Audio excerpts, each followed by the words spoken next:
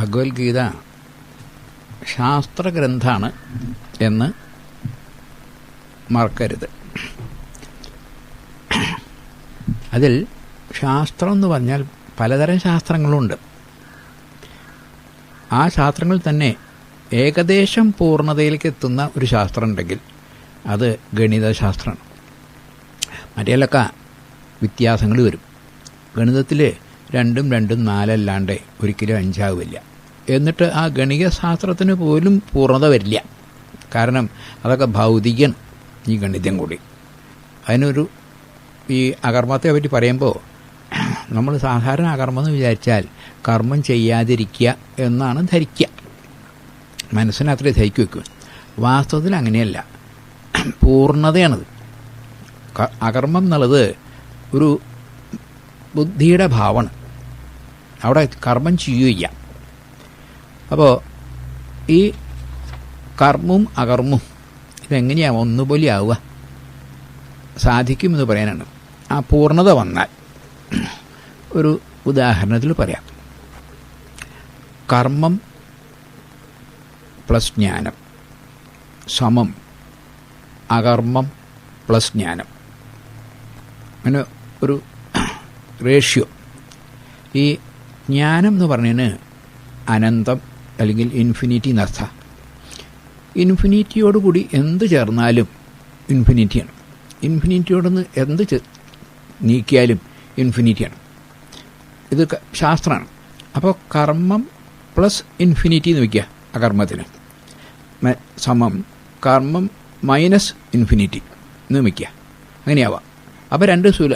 കാരണം രണ്ട് ദിക്കിലും ഈ അനന്തമുണ്ട്. അപ്പോൾ അതിനൊന്നും മാറ്റാൻ സാധിക്കില്ല. ആ അനന്തത്തെ കൂടെ മാറ്റിയാൽ അപ്പോൾ കർമ്മം സമം അകർമ്മം എന്നാവാൻ വയ്യ. കാരണം അത് രണ്ടും രണ്ടാ. ഈ അനന്തത്തിൻ്റെ ശക്തി കൊണ്ടാണ് കർമ്മവും അകർമ്മമായത്.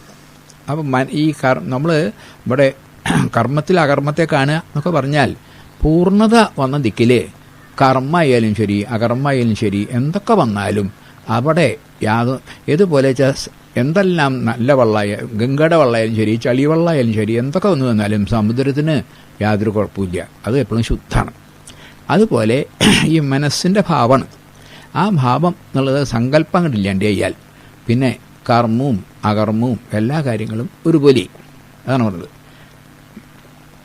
ഈ അധ്യാത്മശാസ്ത്രത്തിൽ കണക്ക് വളരെ ആവശ്യം വരുന്നു. കാരണം അവിടെ പിഴവില്ലല്ലോ. സാധാരണ നിലയ്ക്ക് ആ കണക്കിൽ പോലും പിഴവുണ്ടെന്ന് വേണമെങ്കിൽ ഞാനൊന്ന് ഒരു ചെറിയൊരു ഉദാഹരണം പറയാം. കാൽക്കുലസ് എന്നൊരു ഭാഗം വരും, അതിലത് വരിക. അപ്പോൾ 1 ഡിവൈഡഡ് ബൈ എന്ന് പറഞ്ഞിട്ട് X minus 1 when X tends to 1 എന്നൊക്കെ പറയും. ഒരു മനസ്സിലാക്കാൻ വേണ്ടി തൽക്കാലം പറഞ്ഞു എന്ന് നടത്തുള്ളൂ. അപ്പോൾ അതിനൊരു ഉത്തരം പറയാൻ വയ്യാണ്ട് മട്ടാവും. കണക്കിന് തന്നെ ഒരു വിഷമമുണ്ട്. കാൽക്കുലസ് വിഭാഗം അത്. അവിടെ വരുമ്പോൾ ബുദ്ധിയുടെ പരാകാഷ്ഠയുടെ അപ്പുറത്താണ്, നമുക്ക് മനസ്സിലാവില്ല. ഇപ്പോൾ 0.999 റെക്കറിങ് എന്ന് പറഞ്ഞാൽ എത്ര കാലം പറയാം? മരണം വരെ എന്ന് പറഞ്ഞാലും അതിന് ഉത്തരമില്ല. അപ്പോൾ കണക്കല്ലേ ചോദിച്ചിട്ട് കാര്യമില്ല, അതിന് ഉത്തരമില്ല. കാരണം റെക്കറിങ് ആണ്. എവിടേക്കാണ് പറ്റുക? കണക്കിന് പോലും പിടുത്തം കിട്ടാത്ത ഒന്നാണ് ഈ അധ്യാത്മജ്ഞാനം. കാരണം അധ്യാത്മജ്ഞാനം പൂർണ്ണവും കണക്ക് പൂർണ്ണത്തിലേക്ക് എത്താൻ ശ്രമിക്കുന്ന ഒരു ശാസ്ത്രമാണ്. ഫിസിക്സും കെമിസ്ട്രിയൊക്കെ എത്രയോ താഴെയാണ്. അതിലും എത്രയും താഴെയാണ് ഈ സാമൂഹ്യ ശാസ്ത്രങ്ങളൊക്കെ. വളരെ മാറ്റങ്ങൾ വരാം. ഇവിടെ പറഞ്ഞു വരേണ്ട അർത്ഥം അകർമ്മം എന്ന് പറയുമ്പോൾ നിങ്ങൾ ശരീരം കൊണ്ട് ഒന്നും ഉണ്ടാതിരിക്കുന്നതിന് അകർമ്മം എന്നാണ് സാധാരണ മനുഷ്യൻ ധരിക്കുള്ളൂ. അതല്ല ഈ ഗീത പറയുന്നത്. നിങ്ങൾക്ക് പരമജ്ഞാനം ഉണ്ടായിട്ട് ഞാൻ പൂർണ്ണനാണ് എന്ന ബോധം വരുമ്പോഴാണ് ഈ കർമ്മമുള്ളൂ, അല്ലെങ്കിൽ കർമ്മമില്ല. അതാണ് പറഞ്ഞത്. ഇനി ഇത്രയും മഹത്തായ ഒരു കാര്യത്തെ ഭഗവാൻ ഒരു 5-6 ശ്ലോകങ്ങൾ കൊണ്ട് ഇനി വരാൻ പോകുന്നുണ്ട്. അതിൽ ഓരോ ശ്ലോകമായിട്ട് എടുക്കാം, വായിക്കാം എന്നുള്ളത്.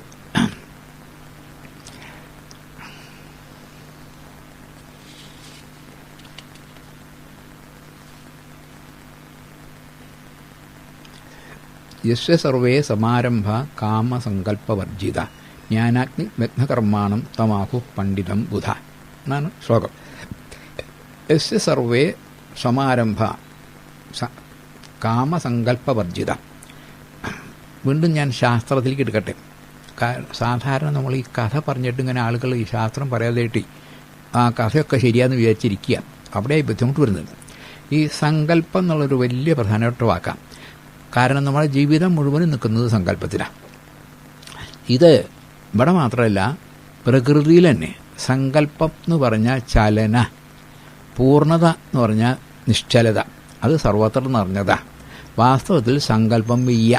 പൂർണ്ണതയിൽ എങ്ങനെയാണ് സങ്കല്പിക്കുക? വയ്യ. എന്നാലും അങ്ങനെ ഒന്നുണ്ട് എന്ന് ഇപ്പോൾ നമ്മൾ വിചാരിക്കേണ്ടി വരും. അപ്പോൾ സങ്കല്പം വരിക. ഈ സങ്കല്പങ്ങൾ രണ്ട് തരത്തിൽ വരും. നമ്മുടെ ഇതൊരു ഫോഴ്സ് എന്ന് പറയട്ടെ, എനർജിയാണ് ഈ സങ്കല്പം. നിങ്ങൾ ഇലക്ട്രിസിറ്റിയെ പറ്റി പഠിച്ചിട്ടുണ്ടല്ലോ. ഇലക്ട്രിസിറ്റിയിൽ അത് രണ്ട് ഫോഴ്സ് ഉണ്ട്, positive negative, positive negative, positive negative, അങ്ങനെയത് ഇങ്ങനെ പോയിക്കൊണ്ടിരിക്കുകയാണ് എപ്പോഴും ഉണ്ടല്ലോ. അതുപോലെ അതിന് ഈ സങ്കല്പങ്ങൾ ഉണ്ടാവുക, ഇല്ലാണ്ടാവുക. സ്ഥിതപ്രജ്ഞനെ പറ്റി നമ്മൾ വായിച്ചുല്ലോ. അവിടെ കാണുന്നത് ആദ്യത്തെ ശ്ലോകം എന്താണത്?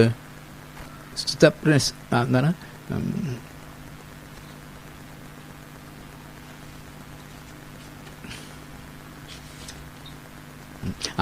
പ്രജഹാദീയതാകാമൻ സർവാൻ പാർത്ഥമനോഗതാൻ ആത്മന്യേവാത്മനന്തുഷ്ട സ്ഥിതപ്രജ്ഞസ്തദോച്യത്തെ എന്ന് പറഞ്ഞിട്ടുണ്ട്. അതീവ രസം തോന്നുന്നത് പഠിച്ചാലേ എന്നാണ്. പ്രജഹാദി യഥാകാമാൻ സർവാൻ പാർത്ഥമനോഗതാൻ. സ്ഥിതപ്രജ്ഞനെ പറ്റിയാണ് പറയുന്നത്. ആ ആളൊക്കെ എന്തുണ്ടാവത്രേ? പ്രജഹാദി നശിപ്പിക്കണു. എന്ത്? കാമാൻ സർവാൻ പാർത്ഥ മനോഗതാൻ. മനസ്സിലെ സങ്കല്പങ്ങൾ വരും, അത് കഴിഞ്ഞാൽ ഇല്ലാണ്ടാവും. ആർക്ക്? സ്ഥിതപ്രജ്ഞന് പോലും അർത്ഥം. കാരണം അതിൻ്റെ സ്വഭാവം അങ്ങനെയാണ്. ഈ ശരീരത്തിൽ മനസ്സെന്ന് പറഞ്ഞാൽ സങ്കല്പിക്കുക വികല്പിക്കുക, സങ്കല്പിക്കുക വികല്പിക്കുക, സങ്കല്പിക്കുക വികല്പിക്കുക. അപ്പോൾ സങ്കല്പിച്ചു വികല്പിച്ചു ധരിക്കുക, പിന്നെ കുഴപ്പമൊന്നുമില്ല. ചില സമയത്ത് എന്ത് വരുന്നു നമ്മൾ വെച്ചാൽ സങ്കല്പിക്കും, അത് വികല്പിക്കില്ല. ഇപ്പോൾ തൃശ്ശൂർക്കൊന്ന് പോകണം സങ്കല്പിച്ചാൽ എന്തിനപ്പോൾ പോകണത് എന്ന് ആലോചിച്ചാൽ പിന്നെ സ്വീകരിക്കണില്ല. അതല്ല പോകണമെന്നാ അതിന് ചോദിച്ചാൽ അപ്പോൾ തിറങ്ങിയല്ലോ, പിന്നെ വിഷമമായില്ലോ, പൂവൊക്കെ ഉണ്ട്. മനസ്സിലാവോ പറയുന്നത്? ഈ ഇവിടെ എന്ത് പറഞ്ഞു? സങ്കല്പം വന്ന് എന്ന് പറഞ്ഞാൽ വികല്പിച്ചു വരിക്കുക. അപ്പോൾ പിന്നെ മോഹമില്ല. തൃശ്ശൂർക്ക് പോകണം വിചാരിച്ചു, വേണ്ടാന്ന് തോന്നി, പിന്നെന്താ കുഴപ്പമില്ല. തൃശ്ശൂർക്ക് പോകണം തോന്നി, വേണ്ടാന്ന് വെച്ചുമില്ല എന്ന് വന്നാൽ അപ്പം തുടങ്ങി മനസ്സിന് സ്വീകരിക്കട്ടെ, പിന്നെ ഇനി എങ്ങനെയും പോകണം നിൽക്കുക. അതാണ് പറഞ്ഞത്. സങ്കല്പം നിങ്ങൾ തുടങ്ങിയ അപ്പോൾ കാമം വരും. ഇവിടെ അതാ പറഞ്ഞത്. എന്താ ഇപ്പോൾ പറഞ്ഞത്? സങ്കല്പ പ്രഭവാൻ കാമാൻ തെക്വാ സർവാൻ ശേഷ, ഇങ്ങനെയാണല്ലോ പറഞ്ഞത്.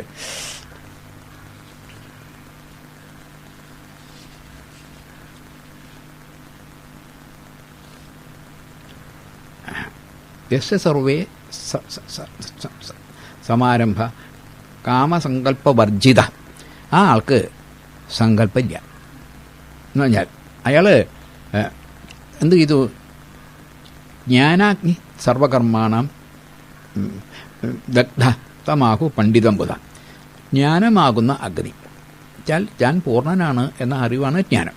അത് വന്നോടുകൂടി എന്താ അയാളുടെ സർവ്വസങ്കല്പങ്ങളും പോയി. ഈ അപൂർണനെ സങ്കല്പിക്കുന്നു. ആ ആളെയാണ് പണ്ഡിതൻ എന്ന് പറയും. പണ്ഡിതൻ വെച്ചാൽ വേർതിരിച്ചറിയുക. എന്ത്? ഞാൻ പൂർണ്ണനാണെന്ന് വേർതിരിക്കുന്ന ആളാണ് പണ്ഡിതൻ. അല്ലാണ്ട് കുറേ പുസ്തകം വായിച്ചാളൊന്നും ഭാഗവതോ അല്ലെങ്കിൽ ഗീതയോ ഒന്നും പണ്ഡിതന് പറയാറില്ല. ഞാൻ പരമാത്മാവാണ് എന്ന് തിരിച്ചറിയാൻ സാധിക്കുന്ന ആ ആളെ മാത്രമേ പണ്ഡിതൻ എന്ന് പറയുള്ളൂ. അപ്പോൾ ഇവിടെ അങ്ങനെ ഉള്ള സ്ഥലത്ത് എത്തിക്കഴിച്ചു. ആര്? ഈ മഹാത്മാവ്. അപ്പം അദ്ദേഹത്തിന് സങ്കല്പമില്ല. സങ്കല്പം ഉണ്ടെങ്കിലല്ലേ വികല്പിക്കുന്നു. അല്ലെങ്കിൽ അഥവാ സങ്കല്പം വന്നാൽ അപ്പം വികല്പിച്ചു, പിന്നെ അയാൾക്ക് പ്രശ്നമില്ല. സങ്കല്പം മാത്രമാവുക. അപ്പം എന്ത് ചെയ്യുന്നു? കാമന വന്നു. ജ്ഞാനിയിൽ സങ്കല്പമേ ഇല്ല. ഇപ്പം ജ്ഞാനിയുടെ കർമ്മത്തെയാ പിന്നെ പറയാൻ പോകുന്നത്. അപ്പോൾ കാമനയുമില്ല. സങ്കല്പം വന്നാൽ അപ്പോൾ കാമന വരുമല്ലോ. ആ ഓരോ കർമ്മത്തിൻ്റെയും ബീജം ഈ സങ്കല്പ. ആ ബീജം ഉണ്ടെങ്കിലല്ലേ മുളയ്ക്കുള്ളൂ. ആ ബീജമില്ലെങ്കിൽ ആ കർമ്മമായി. ആ കർമ്മ വെച്ചാൽ താൻ പൂർണ്ണനാണ് എന്നുള്ളത് അങ്ങനെ വരുന്നു.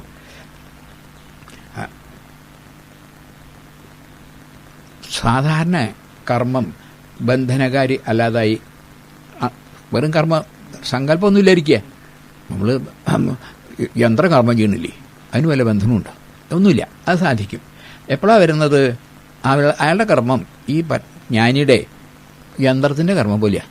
അദ്ദേഹം ജീവിതം ചെയ്യാണ്, അപ്പോൾ മണ്ണാങ്കട്ടവൽ ഇരിക്കല്ല, പണിയൊക്കെ ചെയ്യും. അദ്ദേഹത്തിൻ്റെ കർമ്മം ലോകസംഗ്രഹത്തിനാണ്. അദ്ദേഹത്തിനൊന്നും ആവശ്യമില്ല, ഒരു സങ്കല്പമില്ല. ലോകം ഈശ്വരൻ്റെ ആണല്ലോ, അതിനു വേണ്ടി മാത്രമേ അദ്ദേഹം ചെയ്യുന്നത്. അപ്പോൾ അദ്ദേഹത്തിന് പ്രശ്നമൊന്നും വരുന്നില്ല. ആ ലോകസംഗ്രഹത്തിന് വേണ്ടി ചെയ്യുന്ന ആ ആളുടെ ഉണ്ടല്ലോ, അതായത് അഹങ്കാരം ഇല്ലാണ്ടേ എന്നർത്ഥം. അപ്പോഴേ സാധിക്കുള്ളൂ, അഹങ്കാരമില്ല. ഇതിനെയാണ് കാമനാത്യാഗം അല്ലെങ്കിൽ സങ്കല്പത്യാഗം എന്നെല്ലാം പറയുന്നത്. എന്തെങ്കിലും ഒരു കാരണമില്ലാണ്ടേ കാര്യം ഉണ്ടാവില്ല എന്ന് ശാസ്ത്രമാണ്. അപ്പോൾ സങ്കല്പം ഉണ്ടെങ്കിലേ പ്രവൃത്തിയുള്ളൂ. സങ്കല്പമൊന്നുമില്ലെങ്കിൽ ആ പ്രവൃത്തി അല്ലാതെയും എന്താവും? ആ പ്രവൃത്തി അകർമ്മവും എന്നർത്ഥം. അതാണ് പ്രവൃത്തി അകർമ്മമായി ചെയ്തു എന്ന് തോന്നലില്ല. അങ്ങനെ സാധിക്കും, ലോകസംഗ്രഹം സാധിക്കുള്ളൂ. ഇതിനൊരു ഉദാഹരണം ഇവിടെ ഒരു മഹാത്മാവ് പറഞ്ഞിട്ടുണ്ട്. എങ്ങനെയാ അയാളുടെ പ്രവൃത്തി എന്ന് പറഞ്ഞാൽ, ഇപ്പോൾ കാർ ഷെഡ് വയ്ക്കുക, അതിൽ കാർ അവിടെ നിൽക്കണം. അപ്പോൾ അത് സ്റ്റാർട്ടാക്കിയിട്ടില്ല, ചലിക്കണമില്ല, വെറുതെ ഇരിക്കുകയാണ്. അതായത് സങ്കല്പമില്ല, അതിനനുസരിച്ച് പ്രവൃത്തിയില്ല, അങ്ങനെയാണല്ലോ. ഡ്രൈവർ വരുന്നു, ആ കാർ അങ്ങോട്ട് സ്റ്റാർട്ട് ചെയ്തു, സങ്കല്പമായി, പക്ഷെ പുറത്തേക്ക് വന്നിട്ടില്ല. അപ്പോഴും സങ്കല്പമുള്ള പ്രവൃത്തിയില്ല. പുറത്തേക്ക് എടുക്കും, പിന്നെ എന്നാണല്ലോ ഇപ്പോൾ സ്റ്റാർട്ടാക്കിയത്, വെറുതെ ഇടാനല്ലോ. പുറത്തേക്ക് വരുമ്പോൾ സങ്കല്പമായി പ്രവൃത്തിയായി ഓടുമല്ലോ, ഉണ്ടോ. അങ്ങനെ പോകുമ്പോൾ കുറച്ചങ്ങോട്ട് ചെന്നപ്പോൾ നോക്കുമ്പോൾ നല്ല ഒരു 2 നാഴിക റോഡ്, കുറേശ്ശെ ഒരു ഇറക്കമുണ്ട്, ഒന്നാന്തരം ടാർ റോഡ്, യാതൊരു എൻജിൻ്റെ പ്രശ്നമില്ല. ആ എൻജിനോട് ഓഫ് ചെയ്തു. അപ്പോൾ എന്തായി? കാറ് ഓടും ചെയ്യും, പ്രവൃത്തി ഒട്ടും ഇല്ലേനും. ഇതുപോലെയാണ് സങ്കല്പം ഇല്ലേനിയും പ്രവൃത്തി നടക്കും ചെയ്യും. കാരണം അതിന് സൗകര്യമായി, അത്ര നല്ല സ്ഥലത്തേ പറ്റുള്ളൂ. ഇയാൾ ആ ജ്ഞാനിയാകൊണ്ട് അത് സാധിച്ചു. എനിക്ക് തോന്നി, വളരെ നന്നായി തോന്നി. കാരണം നമ്മളുടെയൊക്കെ സങ്കല്പമുണ്ട്, പ്രവൃത്തിയുണ്ട്. അപ്പോൾ അതിൻ്റേതായ വിഷമങ്ങളുണ്ട്. സങ്കല്പമൊന്നും ഇല്ലാച്ചാൽ പിന്നെ വെറുതെ പ്രവൃത്തി, പ്രകൃതിയുടെ പ്രവൃത്തി പോലെ. ഇങ്ങനെയാണ് ജ്ഞാനിയുടെ ആ പ്രവൃത്തി ഉണ്ടല്ലോ, അതിനെയാണ് അകർമ്മം എന്ന് പറയുന്നത്. കർമ്മം നടക്കുന്നുണ്ട്, താൻ ചെയ്തു എന്ന് തോന്നുന്നില്ല. അപ്പോൾ അതിനെയാണ് പണ്ഡിതൻ എന്ന് പറയുന്നത്. യസ്യ സർവേ സമാരംഭ കാമസങ്കല്പവർജിത ജ്ഞാനാഗ്നിമാണം തമാഹു പണ്ഡിതം ബുധ. ഇനി ത്യക്ത്വാ കർമ്മഫലാസംഗം നിത്യതൃപ്തോ നിരാശ്രയ കർമ്മണ്യഭിപ്രവർത്തോപി നൈവ കിഞ്ചിൽ കരോതി സ എന്നാണ് അടുത്ത ശ്ലോകം.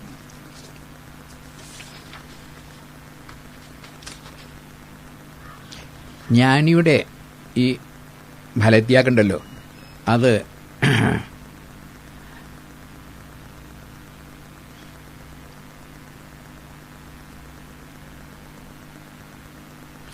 എങ്ങനെയാണ് ഉണ്ടായത്? അദ്ദേഹത്തിന് ഈ ജ്ഞാനിയുടെ അകർമ്മം ആത്മജ്ഞാനം കൊണ്ട് താൻ പൂർണ്ണനാണെന്ന് അറിഞ്ഞുകൊണ്ടാണ് ഈ അകർമ്മം. താൻ പ്രവൃത്തി നടക്കും, കയ്യും കാലുമൊക്കെ, താൻ ചെയ്യണമെന്ന് തോന്നില്ല. ആ അർമ്മജ്ഞാനമാണല്ലോ. സാധകൻ്റെ ഫലത്യാഗം നമ്മൾ ആദ്യം പഠിക്കുന്നുല്ലോ. അപ്പോൾ ചെയ്യുന്നത് നമ്മളത്രയൊന്നും കമനായിട്ടില്ല, എങ്കിലും അത് നമ്മൾ ചിത്തശുദ്ധിക്ക് വേണ്ടിയിട്ടാണ്, പൂർണ്ണതനാവാൻ, മറ്റൊരാളുടെ പൂർണ്ണനായതാ.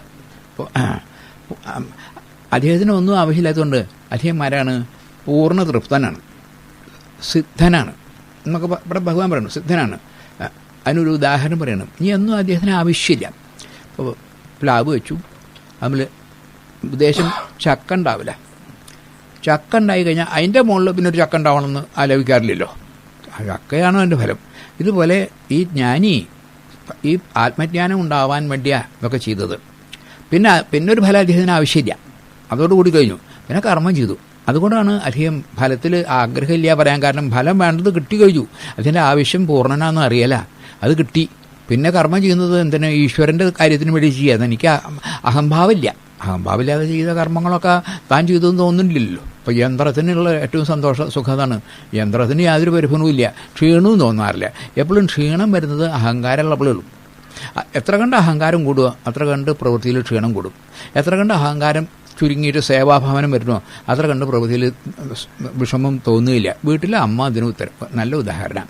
അമ്മ ആ ബാല്യക്കാരികളും 4 ഇരട്ടി പണിയെടുക്കും. പക്ഷേ അമ്മയ്ക്ക് ഒരു പണിയെടുത്ത് തോന്നുന്നില്ല. കാരണം പ്രേമമാണ് അവിടെ കുട്ടികളോട്. തനിക്കൊന്നും അങ്ങോട്ട് ആവശ്യമില്ല എന്നുണ്ട്. വേൽക്കാരിയോട് നിശ്ചയിച്ച പണിയുണ്ട്, അത് കഴിഞ്ഞ് വേറൊരു പണി കഴിഞ്ഞാൽ അത് ഓവർ ടൈമാവും.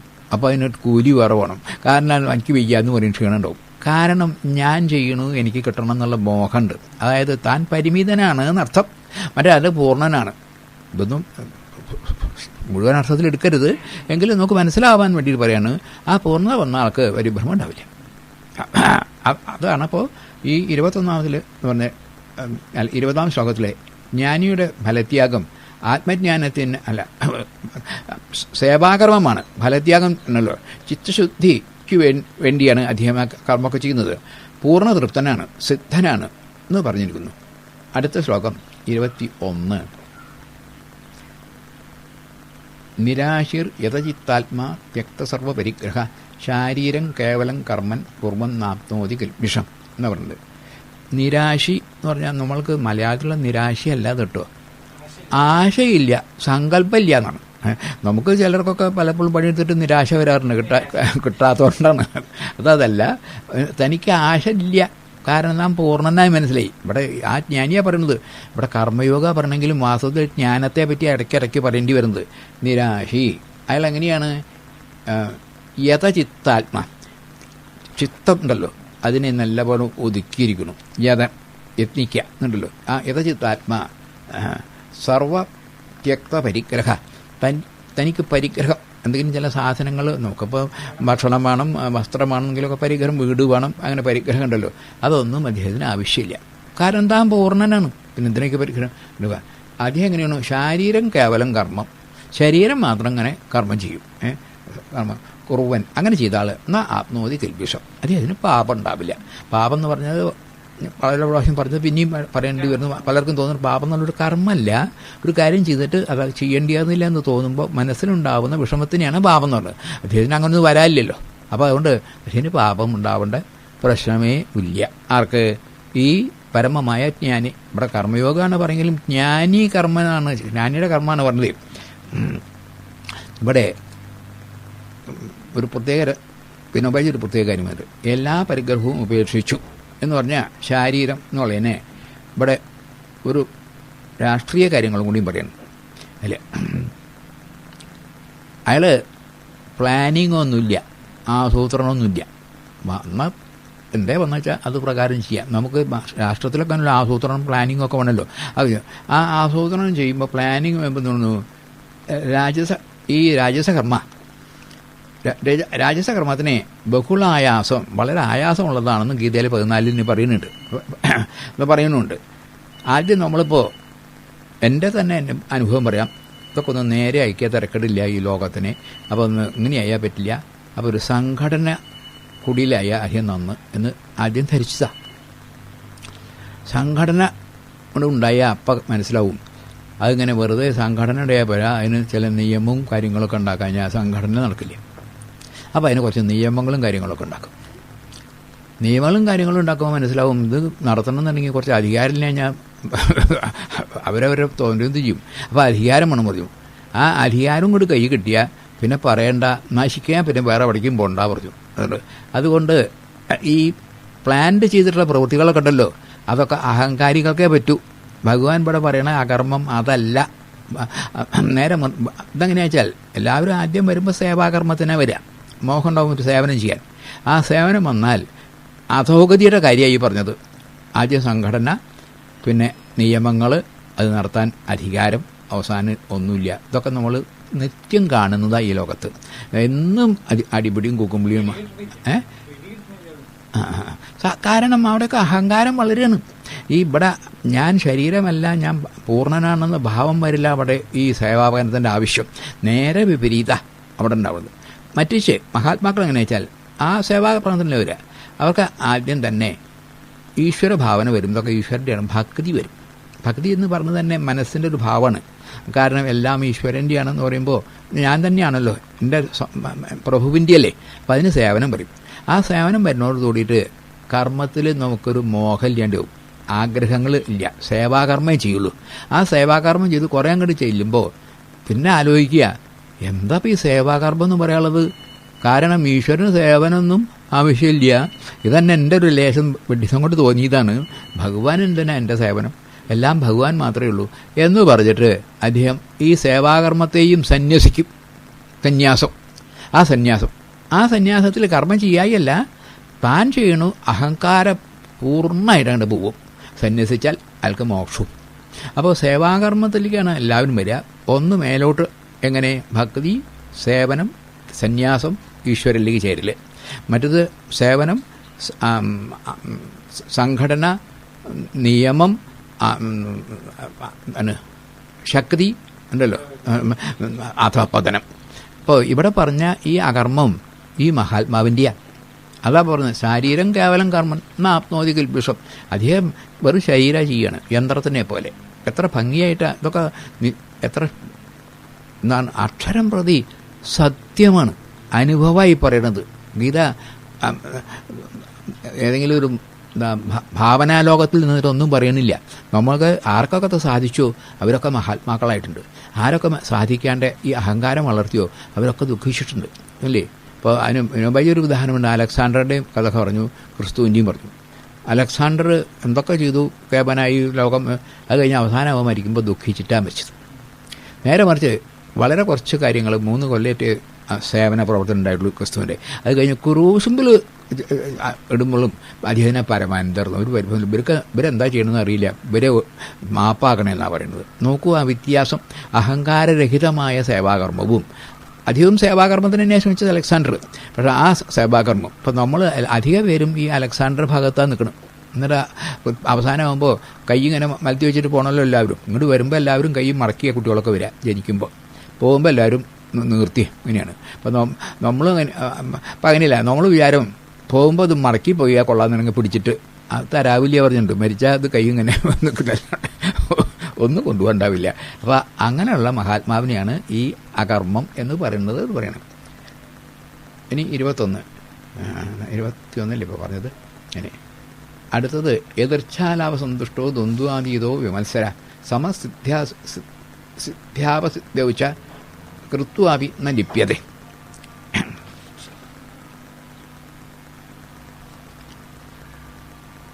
ഇതിന് പറഞ്ഞിരിക്കുന്നത് മത്സരമില്ല. വിമത്സര മത്സരം എന്ന് പറഞ്ഞാൽ രണ്ടാമതുണ്ടെങ്കിൽ ഇതിൽ മത്സരമുള്ളൂ. എല്ലാം ഈശ്വരനറിഞ്ഞ പിന്നെ എന്ത് മത്സര? അതുപോലെ മത്സരമില്ല എന്ന് മാത്രമല്ല, സിദ്ധി അസിദ്ധി സമമാണ്. മുമ്പ് പറഞ്ഞിട്ടുണ്ട്, സിദ്ധിയോ സമം ഭൂത്വ സമത്വം യോഗ ഉച്ചതേ. അത് മനസ്സിൻ്റെ ഭാവമാണ്. ഇപ്പോൾ 1000 ഉറുപ്പ്യ കിട്ടുന്നതും 1000 ഉറുപ്പ്യ കിട്ടാത്തതും ഒരുപോലെയല്ല. കാരണം 1000 ഉറുപ്പ്യ കിട്ടിയ എന്തെങ്കിലും ഒരു പ്രവൃത്തി ചെയ്യാൻ സാധിക്കും, ചിലപ്പോൾ കിട്ടിയില്ല പറ്റും. അതൊക്കെ ഈ ഭൗതിക ഇതിലാണ്. ഇവിടെ പറയുന്നത് മനസ്സിൻ്റെ സിദ്ധ്യോ. കിട്ടിയാലും കിട്ടിയില്ലെങ്കിലും മനസ്സിന് ചലനം ഉണ്ടാവില്ല. അതാണല്ലോ ഇവിടെ ആവശ്യം. അതാണ് ഇവിടുത്തെ ഈ അകർമ്മം എന്ന് പറയുന്നത്. മനസ്സിൻ്റെയും ബുദ്ധിയുടെയും അപ്പുറത്താണ്. അയാൾക്ക് കിട്ടിയാലും വിരോധമില്ല, കിട്ടിയില്ലെങ്കിലും വിരോധമില്ല എന്ന് അയാൾക്ക് തോന്നുന്നു. സമനാണ്. കാരണം ഓരോ വാക്കിനും രസിക്കാൻ തോന്നാറുണ്ടെങ്കിൽ നിർവികാരനാണ്. വികാരമൊക്കെ പ്രകൃതിയിലേ ഉള്ളൂ, ആത്മാവിൽ വികാരമില്ല. കാരണം പൂർണ്ണമാണ്, അത് മാറാൻ പറ്റില്ല. അപ്പോൾ നിർവികാരനാണ്, അതിവിടെ പറഞ്ഞിരിക്കുന്നു. അപ്പോൾ അതുകൊണ്ടുണ്ട് എതിർച്ഛാലാഭ സന്തുഷ്ടനാണ്. എന്തേ കിട്ടിയേ അതുകൊണ്ട് സന്തോഷിക്കും. അതെ, അത് ഈശ്വരൻ അദ്ദേഹത്തിൻ്റെ കർമ്മം കൊണ്ടല്ല. കർമ്മം ചെയ്യുമ്പോൾ അഹങ്കാരം ഉണ്ടാവും. ഇതില്ല എതിർച്ച. ഭാഗവതത്തിൽ കുചേലൻ്റെ കഥയാണ് പറയുക. വാസ്തവത്തിൽ അദ്ദേഹത്തിന് കുചേലൻ എന്നല്ല പേര്, സുദാമാവ് എന്നാണ്. ഭാഗവതത്തിൽ കുചേലൻ എന്ന പേരല്ല, സുദാമാചരിതമുണ്ട്. അത് വിവരമില്ലാത്ത ആളുകൾ പലരും ഇതൊന്നും ശ്രദ്ധിച്ച് വായിക്കില്ലല്ലോ. വളരെ വ്യക്തതാണ് സുദാമാചരിതം എന്നാണ് 80ാമത്തെ അധ്യായം. അതിൽ അദ്ദേഹത്തിനോട് അദ്ദേഹം പറയുന്നുണ്ട് എതിർച്ഛാലഭ സന്തുഷ്ട എന്ന് പറഞ്ഞിട്ട്.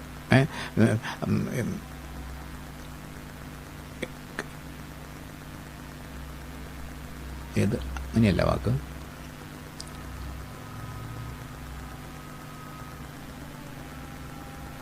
ഓർമ്മ വരുന്നില്ല. എന്തായാലും എന്തേ വന്ന കൈ കിട്ടിയേ കൊണ്ടോ തന്ന് അതുകൊണ്ട് സന്തോഷിച്ചവനാണെന്നാണ് അവിടെ ഭാഗവതത്തിൽ പറയുന്നത്. ഈ വാക്ക് പലരും മനസ്സിലാക്കാണ്ട് അദ്ദേഹം യാചിച്ചു പറയണം. ഒരിക്കലും യാചിച്ചിട്ടില്ല ഈ ബ്രാഹ്മണൻ. കുചേലൻ എന്നല്ല, സുദാമാവ്. അതായത് കുചേലൻ എന്ന് പറഞ്ഞാൽ ഇപ്പോൾ ആൾക്ക് മനസ്സിലാവുള്ളൂ. അതുകൊണ്ടാണ് കുചേലൻ പറഞ്ഞത്. ഒരിക്കലും യാചിച്ചിട്ടില്ല. എതിർച്ചയാ കൊണ്ട് കിട്ടിയാൽ, കാരണം അദ്ദേഹം ഈ പരമജ്ഞാനിയാണ്, പൂർണ്ണനാണ്, ശ്രദ്ധിച്ചിട്ടു. മാത്രമല്ല കഥയൊന്ന് ശ്രദ്ധിച്ച് വായിച്ചു നോക്കൂ. അവിടെ അവസാനം ഭഗവാൻ കുചേലനോട് വല്ലതും കൊണ്ടുവന്നു യാചിച്ചു. കുചേലൻ അങ്ങോട്ട് യാചിക്കിട്ടുണ്ടായില്ല. അങ്ങനെയാണല്ലോ കഥ. കാരണം ഈ പറഞ്ഞ സംഗതിയാണ്. അദ്ദേഹം പൂർണ്ണനാണ്, അതിന് യാചിക്കേണ്ട യാതൊരു ആവശ്യവും ഇല്ല. മാത്രമല്ല അവിടെ അടുത്ത അധ്യായത്തിൽ പണം ഭഗവാൻ കൊടുക്കാത്തത് വളരെ കാരുണ്യായി എന്ന് പറയുന്ന ഒരു ശ്ലോകമുണ്ട്. അത് ശ്രദ്ധിച്ച് കാണേണ്ടതാണ്. കാരണം അതിന് കിട്ടിയാലും സന്തോഷം, കിട്ടിയില്ലെങ്കിൽ അതിലേറെ സന്തോഷം. അങ്ങനെയാണ്, ഒരു പരിഭ്രമില്ല. കാരണം പരമജ്ഞാനിയാണ്, ഗൃഹസ്ഥനുമാണ്, സാധിക്കും എന്നർത്ഥം. ഇതാണ് ഇത് പറഞ്ഞുകൊണ്ടിരുന്നത്.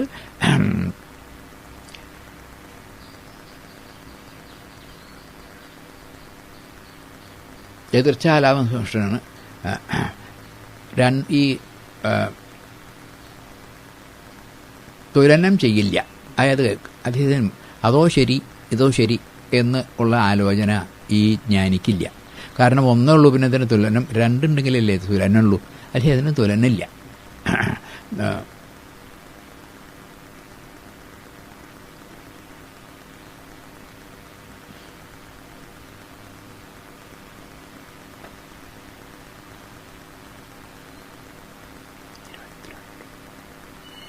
എതിർച്ഛാലാപസന്തുഷ്ടോ ദ്വന്ദ്വാതീതോ വിമത്സര സമസിദ്ധാവസിദ്ധൗ ച കൃത്വാപി ന ലിപ്യതേ.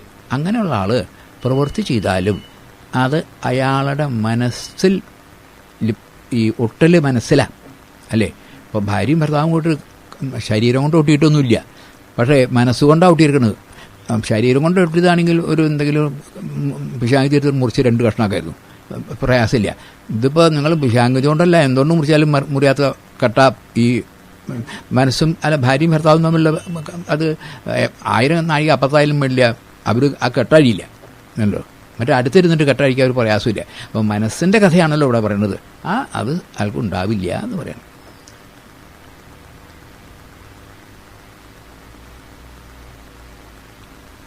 മൂന്നാം 23 ഗതസംഗസ്യ മുക്തസ്യ ജ്ഞാനാവശിത ചേതസ യജ്ഞയാചരത കർമ്മ സമഗ്രം പ്രവിലീയതേ. ഈ സമഗ്രം എന്നുള്ള വാക്ക് പറയുന്നത് ഇവിടെ മാത്രമേ വന്നിട്ടുള്ളൂ. പൂർണ്ണമായിട്ട് ഇതേവരെ പൂർണ്ണത്തിൻ്റെ ഒരു വാക്ക് വന്നിട്ടില്ല. ഇവിടെ പൂർണ്ണം എന്നുള്ള വാക്കന്നെ വരണം. എന്താ പറഞ്ഞതെന്ന് വെച്ചാൽ ഗതസംഗസ്യ, സംഘം എന്നില്ല, ഒട്ടല്. എനിക്കിപ്പോൾ എത്ര പറഞ്ഞാലും അങ്ങോട്ട് മതിയാവണില്ല. കാരണം ആളുകൾക്ക് മനസ്സിലാവാത്തതുകൊണ്ട് സംഘം ഒട്ടൽ എന്ന് പറഞ്ഞാൽ 2 ഉണ്ടെങ്കിലല്ലേ ഒട്ടുള്ളൂ. ഇവിടെ ഈ പറയണതൊക്കെ പരമജ്ഞാനാണ്.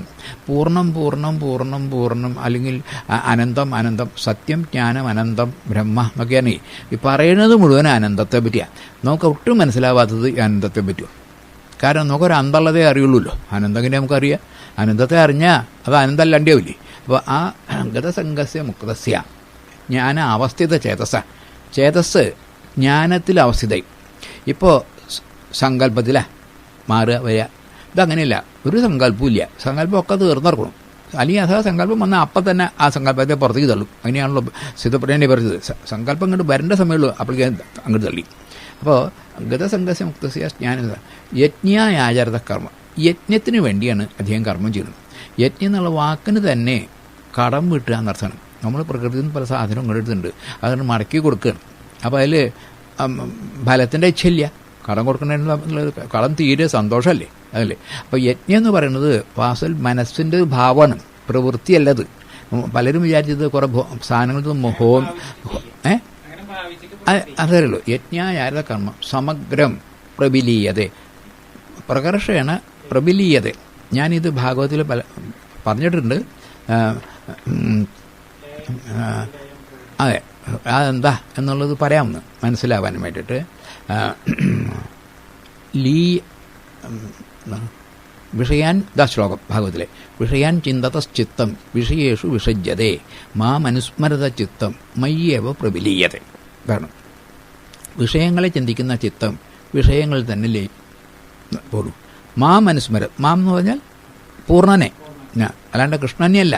മാം ഓരോ വാക്ക് പ്രധാനമുണ്ട്. മാം വെച്ചാൽ പൂർണ്ണത്തെ, അനുസ്മരത തുടർച്ചയായിട്ട് സ്മരിക്കണം, അല്ലേ? മയ്യേവ പൂർണ്ണനെ പ്രവിലീയതേ. ഒരു ചോദ്യം വരാം. ഈ പ്രകർഷേണ വിശേഷേണ ലീയതേ എന്ന് 3 വാക്കുണ്ട്. ലീയതേ, വിലീയതേ, പ്രബിലീയതേ. ഭാഗവതം പ്രബിലീയതേ എന്നാണ് പറയുന്നത്. എന്തിനാ അത് ചോദിച്ചാൽ അതിന് ഉത്തരം പറയാം. വെറും ലയിക്കലായാൽ അതുകൊണ്ട് ഒന്നായിക്കൊള്ളുന്നില്ല. ഉദാഹരണം ഞാൻ പറയാനുള്ളത് കൂവപ്പൊടിയാണ്. കൂവപ്പൊടി വെള്ളത്തിൽ കലക്കിയാൽ നല്ല വെളുത്തിരിക്കും, ഇങ്ങോട്ട് കോപ്പടി കൊണ്ട് മടക്കി കിട്ടില്ല, ലയിച്ചു. പക്ഷേ ആ പാത്രം ഒരു അവിടെ ഒരു സ്ഥലത്ത് കൊണ്ടുവയ്ക്കുക.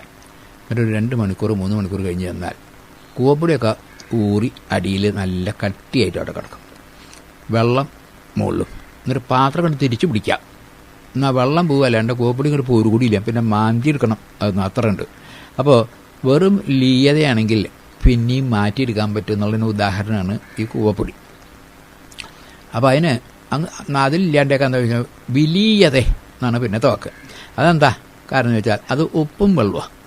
ഉപ്പും വെള്ളം കൂടി കലക്കി കഴിഞ്ഞ് കഴിഞ്ഞാൽ പിന്നെ എവിടെ കൊണ്ടുവച്ചാലും ഉപ്പ് വേറെ കിട്ടുമൊന്നുമില്ല, പിന്നെ അത് തിളപ്പിക്കണം, എന്നിട്ട് ആ വെള്ളം പോയിട്ട് ഉപ്പ് കിട്ടും. അപ്പോഴും മാറ്റാൻ പറ്റും. അവിടെ ഒരു വ്യത്യാസമുണ്ട്. വിശേഷണ ലയിച്ചാലും മാറ്റാൻ പറ്റും. പ്രവിലീയത എന്ന് പറഞ്ഞാൽ പിന്നെ ഇങ്ങോട്ട് മാറ്റാൻ പറ്റാത്തത് അതെന്താ വെച്ചാൽ, എൻ്റെ ഇവിടെ കറന്ന പശുമ്പാലുണ്ട് ഒരു 2 കഴി, നിങ്ങളുടെ വീട്ടിൽ നിന്ന് ഒരു 2 കഴി കൊണ്ടുവന്നു, എന്നിട്ട് ഒരുമിച്ച് ഒഴിച്ചു. എന്നിട്ട് നമ്മൾ അമ്പലത്തിലേക്ക് കൊണ്ടുപോകണം, പായസത്തിന് കൊണ്ടുപോകണം എന്ന് പറഞ്ഞു. അപ്പം എന്നാൽ കുറച്ച് കഴിഞ്ഞപ്പോൾ നിങ്ങളുടെ പാലും മറ്റേ പാലൊന്നും മാറ്റും, അത് കൂട്ടിയാൽ പറ്റില്ല, അതിൽ കൂടി ചേർന്നാൽ 2 പാലും ഒന്നായി. പ്രവിലീയത ഇതുപോലെ ഭഗവാനിൽ ഇവിടെ പറഞ്ഞിരിക്കണം. നോക്കൂ, പ്രവിലീയതനെ യജ്ഞാചാരത കർമ്മം സമഗ്രം പ്രവിലീയത. കർമ്മം മുഴുവനും പ്രകർഷേണ വിശേഷേണ ലയിച്ച് ഏതിൽ ചേർന്നോ? പൂർണ്ണത്തിൽ. പിന്നെ ഇങ്ങോട്ട് എടുക്കാൻ പറ്റില്ല. അതുകൊണ്ടാണ് സമഗ്രം തന്നെ വാക്ക് വെച്ചത്. മറ്റത് കുറച്ചാൽ ഇതല്ല പൂർണ്ണം. ഒരു വിധത്തിലും ഈ വാക്ക് ഈ ശ്ലോകത്തിൽ ഇവിടെ മാത്രമേ ഉള്ളൂ സമഗ്രം എന്ന്. ഒരിക്കലും ഇങ്ങോട്ട് മടക്കിയെടുക്കാൻ പറ്റില്ല, സാധിക്കില്ല എന്ന് പറഞ്ഞിട്ട് അപ്പോൾ ശ്ലോകങ്ങൾ അടുത്ത ശ്ലോകം ഇതിൻ്റെ പൂർണ്ണതയെ പറയണം. ബ്രഹ്മാർപ്പണം ബ്രഹ്മഹവി ബ്രഹ്മാഗ്നവും ബ്രഹ്മണാഹുതം ബ്രഹ്മൈവതേന ഗന്ധവ്യം ബ്രഹ്മകർമ്മ സമാധിന. അവസാനിക്കുകയും ഇതൊക്കെ അതായത് എല്ലാം ബ്രഹ്മത്തിൽ. ബ്രഹ്മം എന്ന് പറഞ്ഞാൽ സത്യം ജ്ഞാനം അനന്തം ബ്രഹ്മ. ഇത് ഓർമ്മ വരണം. ബ്രഹ്മം എന്ന് പറഞ്ഞൊരു വസ്തുവോ സാധനമോ ചിന്തയോ ഒന്നുമല്ല. അതെന്താന്ന് പറയാൻ പറ്റില്ല. ബ്രഹ്മം എന്നുള്ളത് ശ്രീരാമകൃഷ്ണൻ പറയും, ഇച്ചിലാവാത്തത് ബ്രഹ്മം എന്നുള്ള വാക്ക് മാത്രമേ ഉള്ളൂ. കാരണം എന്താ ഇച്ചിലാവ് വെച്ചാൽ 2 ചുണ്ടുകൊണ്ട് കൂടി പറയണ്ടേ. ബ്രഹ്മം എന്നുള്ളത് എന്താന്ന് പറഞ്ഞാൽ അത് ബ്രഹ്മല്ലണ്ടി. അപ്പോൾ ഇവിടെ പറയുന്നത് എല്ലാം ബ്രഹ്മ പറയുന്നത്. ബ്രഹ്മാർപ്പണം, അർപ്പിക്കുന്നതൊക്കെ ബ്രഹ്മാണ്. ബ്രഹ്മാർപ്പണം ബ്രഹ്മഹവി, ഹവിസ് ബ്രഹ്മാണ്. ബ്രഹ്മാഗ്നവും, ബ്രഹ്മമാഗ്നത്തിലെ ബ്രഹ്മണ ഈ ഇടുന്ന ആളും ബ്രഹ്മമാണ്. ബ്രഹ്മൈവത ഇതിൻ്റെ ഉദ്ദേശം ബ്രഹ്മത്തിൽ ചേരലാണ്. ബ്രഹ്മകർമ്മ സമാധിന, എല്ലാം ബ്രഹ്മം, വേറെ യാതൊന്നുമില്ല. ഞാനതിന് ഒന്ന് വായിക്കാം. അവിടെ സമർപ്പിക്കുന്ന കയ്യെ എന്നുണ്ടല്ലോ, അത് ബ്രഹ്മാണ്. അത് ഗീതയിൽ എവിടെ വെച്ചാൽ സർവത പാണിപാദം തൽ 13 പറഞ്ഞിട്ടുണ്ട്. അപ്പോൾ 2 ഭോജന പദാർത്ഥം എന്നല്ലോ, ബ്രഹ്മഹവി ഭോജന പദാർത്ഥം ഉണ്ടല്ലോ, അത് ബ്രഹ്മാണ്. അതെവിടെ വെച്ചാൽ അഹമേവാജ്യം എന്ന് 9-16 പറഞ്ഞിട്ടുണ്ട്. ഭുജിക്കുന്നവൻ ബ്രഹ്മാണ്. അതെന്താണ്? മമൈവാംശോ ജീവലോകെ 15-7 ശ്ലോകത്തിലുണ്ട്. ജഡരാഗ്നി അത് ബ്രഹ്മാണ്. അത് 15 പറഞ്ഞു. അഹം വൈശ്വാനരോ ഭൂത്വ. ഭോജനക്രിയ അതും ബ്രഹ്മാണ്. അഹം ഹുതം 9-16. ഭോജനസ്ഥലം, ഭോജനഫലം യജ്ഞശിഷ്ടം, അതും യജ്ഞശിഷ്ടാമൃതോ ബ്രഹ്മകർമ്മസമാധിന എന്ന് പറഞ്ഞിട്ട് 4-31 വരുന്നുണ്ട്. അതായത് ബ്രഹ്മല്ലാണ്ട് യാതൊന്നുമില്ല. ഇപ്പം കർമ്മം എന്നൊക്കെ പോയി, ബ്രഹ്മം മാത്രം. കർമ്മം എന്ന് പറഞ്ഞാൽ പരിമിതം, ബ്രഹ്മം എന്ന് പറഞ്ഞാൽ പൂർണ്ണം. അപ്പോൾ ഇദ്ദേഹം കർമ്മം ചെയ്യണമെങ്കിലും ഒക്കെ പൂർണ്ണം മാത്രമേ ഉള്ളൂ, ഇവിടെ വേറെ യാതൊന്നും ഇല്ല എന്ന നിലയ്ക്ക് ഇതാണ് അകർമ്മത്തിൻ്റെ ഹയസ്റ്റ് സ്റ്റേജ്. ഇതിൽ മേലെ ഒരു അകർമ്മം പറയാനില്ല. അകർമ്മം വെച്ചാൽ കർമ്മം ചെയ്യാതിരിക്കലല്ല, കർമ്മം ചെയ്തിട്ടും കർമ്മമായിട്ടും യാതൊരു ബന്ധവും ഇല്ലാതെ ഇരിക്കൽ. അതാണല്ലോ അകർമ്മം. ജീവിതത്തിൽ അകർമ്മം, ശാരീരികമായിട്ട് അകർമ്മം വയ്യ, മാനസികമായിട്ടേ അകർമ്മം വയ്ക്കൂ. അല്ലാണ്ട് ശാരീരികമായിട്ട് അകർമ്മമായാൽ മരിച്ചു. ഇപ്പോൾ ഒരു പണിയും ചെയ്യാണ്ട് അതിന് ശവന്ന പേര്. അതല്ല, എല്ലാ പണിയും ചെയ്തിട്ടും താനൊന്നും ചെയ്തിട്ടില്ല. അതാണല്ലോ ഇവിടെ പറഞ്ഞു വന്നത്. ആ നില വന്നിരിക്കുന്നു എന്ന് പറഞ്ഞാണ് ആ ഒരു ഭാഗം അവസാനിപ്പിക്കുന്നത്. ഇതിലെ ഒരു ഭാഗം ഞാൻ ഒന്ന് വായിക്കാം.